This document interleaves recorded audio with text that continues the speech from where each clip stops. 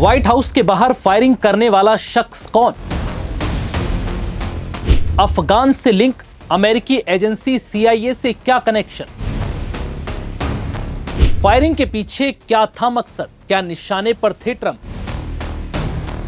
नमस्कार, मैं हूं विवेक पाल और नव भारत टाइम्स पर आपका बहुत बहुत स्वागत है। अमेरिका की राजधानी वॉशिंगटन DC में बुधवार को अचानक हुई फायरिंग से हड़कंप मच गया। यहां एक हमलावर ने पॉइंट ब्लैंक रेंज से व्हाइट हाउस में कुछ ही दूरी पर नेशनल गार्ड्स पर दनादन फायरिंग शुरू कर दी। आखिर ये हमलावर कौन था और व्हाइट हाउस के बाहर इस तरह की फायरिंग का क्या मकसद था? क्या इसके निशाने पर अमेरिकी राष्ट्रपति डोनाल्ड ट्रंप थे? अब इसको लेकर हैरान करने वाला खुलासा हुआ है, क्योंकि ये हमलावर अफगानिस्तान का नागरिक बताया जा रहा है, जिसका नाम रहमानुल्लाह लखनवाल है। फायरिंग के बाद गिरफ्तार हमलावर रहमानुल्लाह को लेकर अब कई चौंकाने वाली जानकारियां भी सामने आ रही हैं। दरअसल अमेरिकी समय अनुसार दोपहर करीब 2:15 पर वेस्ट मेट्रो स्टेशन के पास हमलावर काफी देर से इंतजार कर रहा था। उस वक्त नेशनल गार्ड के जवान इलाके में रूटीन पेट्रोलिंग कर रहे थे। तभी रहमानुल्लाह कोने से मुड़ा और पास से गोली चलानी शुरू कर दी। उसने पहले एक महिला नेशनल गार्ड के सीने पर और फिर सिर में गोली मारी। इसके बाद उसने अपनी गन से दूसरे गार्ड पर अपनी गन घुमाई और कई राउंड फायरिंग शुरू कर दी।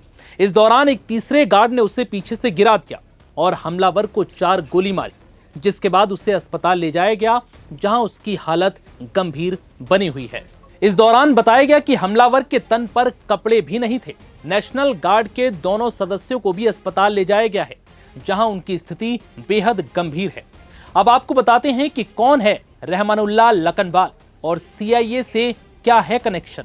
अफगान मीडिया और फॉक्स न्यूज की रिपोर्ट के मुताबिक ये सिर्फ एक अचानक हुई हिंसक वारदात नहीं थी, बल्कि संदिग्ध का अतीत इस मामले को लेकर और भी गंभीर इसे बनाता है।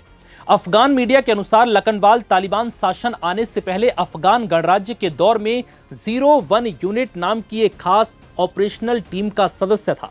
बताया जाता है कि यह वही यूनिट थी जिसे अमेरिकी एजेंसियों ने खुद बनाया, और न सिर्फ बनाया बल्कि ट्रेनिंग दी और हथियार भी इन लोगों को मुहैया कराए।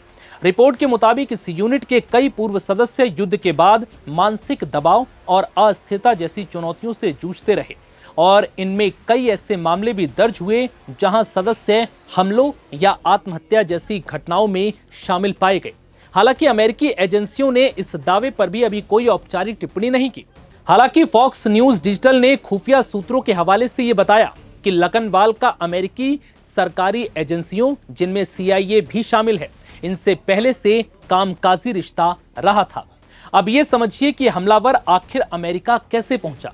दरअसल कंधार में पार्टनर फोर्स के तौर पर उसकी तैनाती के दौरान वो सीधे अमेरिकी सैन्य और इंटेलिजेंस नेटवर्क से जुड़ा हुआ था।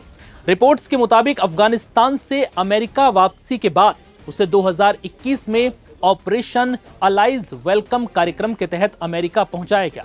रिपोर्ट में कहा गया कि अफगानिस्तान से अमेरिका वापसी के बाद बाइडेन प्रशासन ने उसकी पूर्व सेवा को आधार बनाकर उसे अमेरिका शिफ्ट किया। इससे पहले वो इस्लामाबाद इंटरनेशनल एयरपोर्ट के आसपास लगभग 24 दिन रुका रहा था, जहां उसके दस्तावेजों की प्रक्रिया और मंजूरी जारी थी। सभी औपचारिकताएं पूरी होने के बाद ही उसे अमेरिका भेजा गया। हालांकि अब फायरिंग की घटना और गिरफ्तारी के बाद उससे इस मामले में और पूछताछ की जा रही है, जिसके बाद इस हमले के पीछे का सच भी सामने आ पाएगा। हालांकि इस हमले के बाद अमेरिकी इमिग्रेशन विभाग ने बड़े कदम उठाए। अमेरिकी सिटीजनशिप एंड इमिग्रेशन सर्विसेज ने अफगान नागरिकों से जुड़े सभी वीजा आवेदनों को तत्काल प्रभाव से निलंबित कर दिया है। फिलहाल इस वीडियो में इतना ही। इजाजत दीजिए, नमस्कार।